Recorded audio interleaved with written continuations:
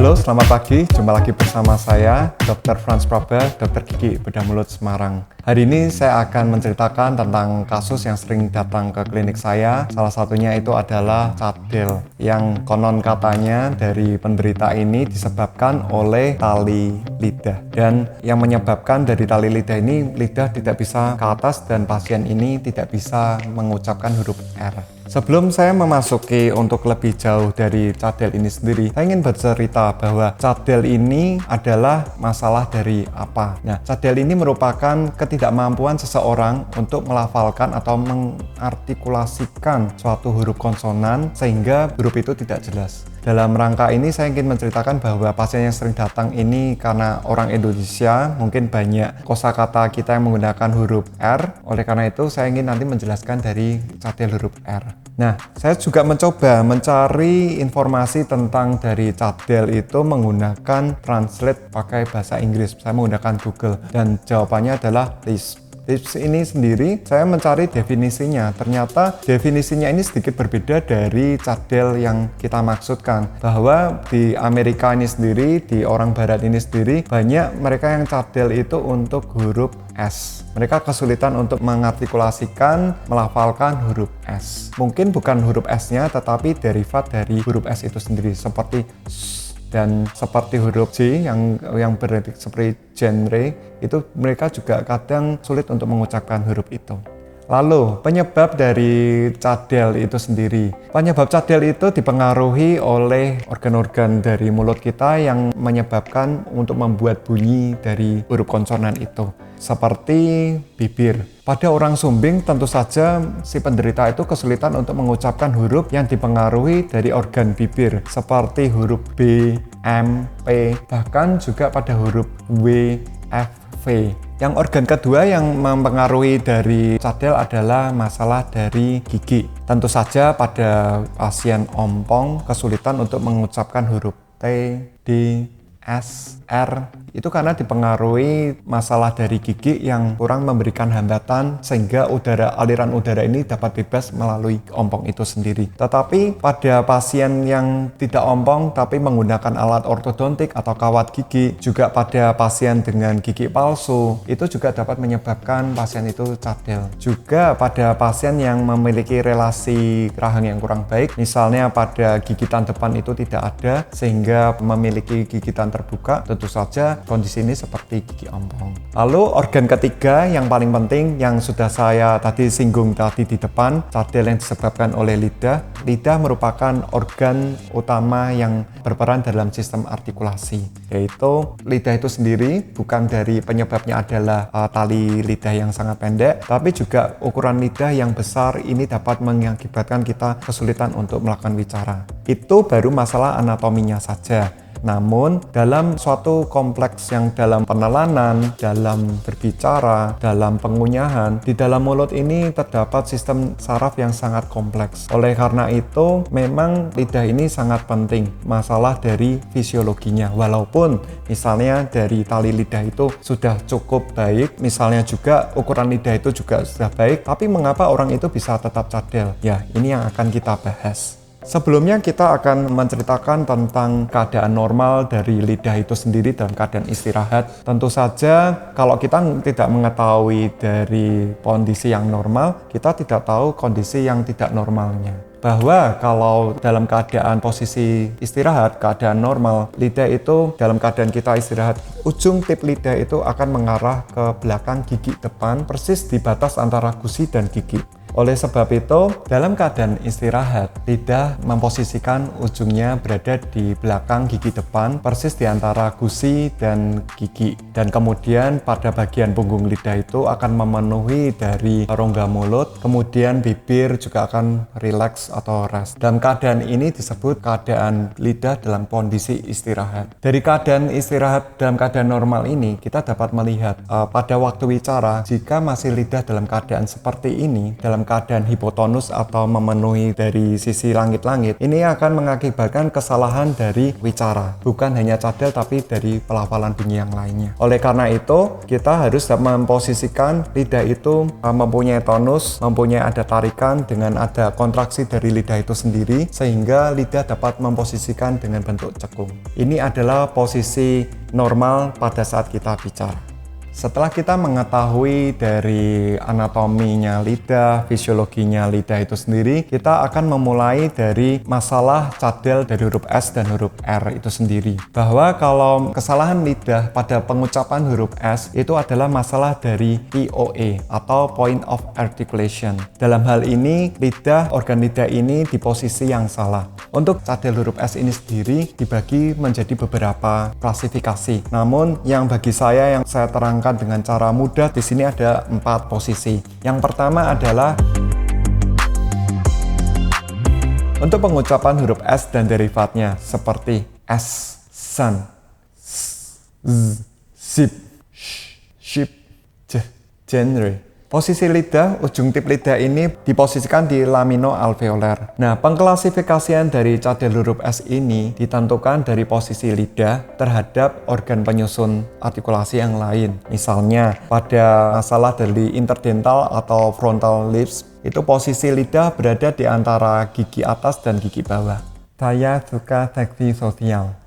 Posisi lidah berada di antara gigi atas dan gigi bawah. Yang kedua adalah lateral lips, di mana lidah memblok aliran udara tepat berada di belakang dari gigi ini sendiri, tepatnya antara langit-langit dan gigi itu. Kemudian udara yang terblok ini dia akan lari ke arah kanan dan kiri. Oleh sebab itu ini disebut masalah dari lateral lips. Seperti saya suka seksi sosial. Dan yang berikutnya adalah palatal lips. Ini seperti lateral lips, tetapi posisi lidah ini lebih curling, lebih menekuk lebih ke arah belakang, bisa di dalam langit-langit keras atau langit-langit lunak, sehingga bicara untuk pengucapannya menjadi seperti saya suka seksi sosial. Dan yang keempat adalah masalah dari strident lips. Ini seperti orang berbisik, seperti saya suka seksi sosial, seperti ingin bersiul. Nah, kita sudah mengerti mengenai klasifikasi dari cadel huruf S ini yang disebabkan oleh dari POA atau Point of Articulation, masalah dari peletakan dari organ artikulasi itu sendiri. Sekarang kita berlanjut ke masalah dari cadel R. Berbeda dengan cadel huruf S, masalah dari huruf R ini bukan dipengaruhi dari POA, tetapi dari MOA atau Manner of Articulation. Bahwa untuk pengucapan huruf R ini menggunakan untuk penggetaran dari lidah itu sendiri, tidak berdasarkan dari letak lidahnya. Namun, untuk tips dan triknya untuk pengucapan huruf R ini, lidah ini memang ada kita melakukan dari Point of Articulation-nya itu sendiri. Tetapi untuk R sendiri ini karena memang dari MOA atau Manner of Articulation berdasarkan dari halangan dari udara yang ditimbulkan. Oleh karena itu untuk pembelajaran huruf R ini kita fokuskan di lidah itu sendiri.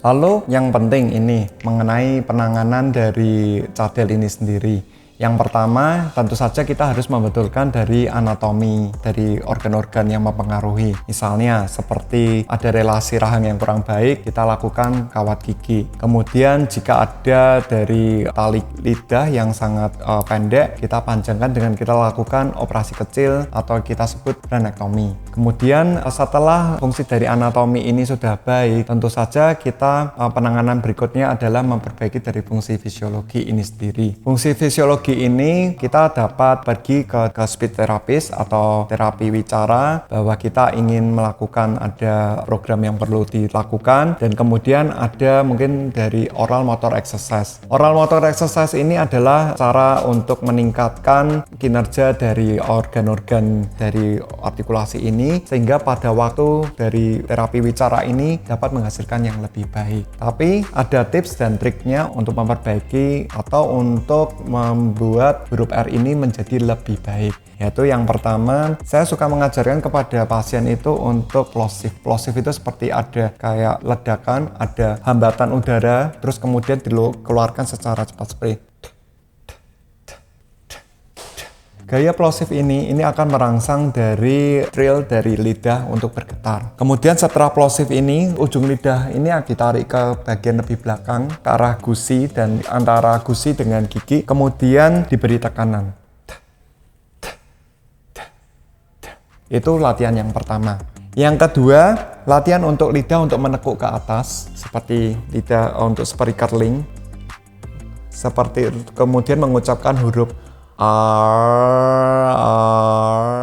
Gerakan tangan ini dimaksudkan bagi penderita ini untuk mengikuti antara lidah dengan tangan ini sama. R. Setelah curling, gerakan ini atas bawah. R. Dan yang terakhir adalah mencari kata-kata yang memiliki huruf R banyak. Mungkin saya hanya mengerti mungkin dari bahasa Inggris, karena mungkin referensi yang saya dapat dulu adalah dari bahasa Inggris. Seperti yang pertama adalah car, air, or, hair. Kemudian huruf yang diawali dengan huruf R seperti rat, rat, robot, serious. Itu akan membantu pengucapan yang berulang-ulang, akan membantu si penderita ini untuk mengucapkan huruf R yang benar. Lalu bagaimana untuk pasien dengan cadel huruf S? Kita memposisikan lidah untuk berada tetap di laminoalveolar dengan cara lidah ini diposisikan ke langit-langit itu. Oke, dengan alat peraga ini saya dapat lebih menjelaskan lebih mudah posisi dari point of articulation atau POA, posisi tip lidah di posisi yang benar. Untuk posisi dari apicodental untuk huruf T berada di posisi ini.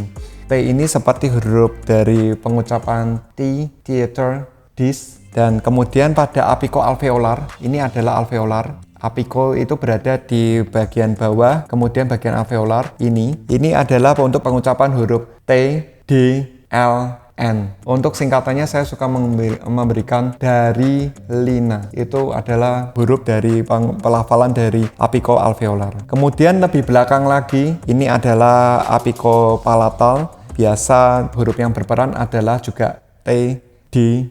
Untuk pengucapan T, D ini jarang untuk orang cadel huruf T dan D, tetapi cadel dari huruf S karena letaknya lebih bawah lagi untuk letaknya untuk POE-nya, yaitu adalah laminoalveolar. Jika ada kesalahan untuk meletakkan di bagian laminoalveolar pada di apicopalatal, kemudian suara yang keluar itu adalah huruf S, ini mirip dari huruf T. Huruf S sendiri, ujung lidah bukan berada di dalam dari langit-langit ini, tapi berada di dekat di alveolar.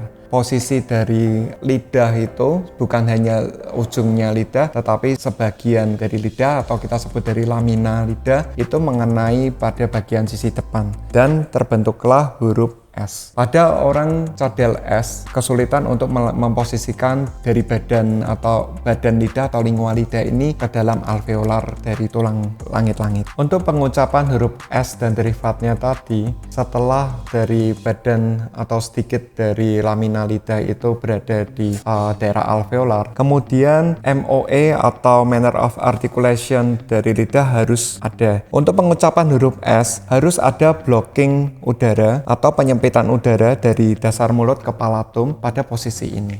Setelah itu huruf S akan timbul. S. Demikian penjelasan dari saya mengenai cadel. Saya harap informasi ini dapat berguna, dapat bermanfaat bagi kita semua, dan sampai jumpa di video-video saya selanjutnya. Salam, saya Dr. Frans Praba, Dokter Gigi Bedah Mulut Semarang.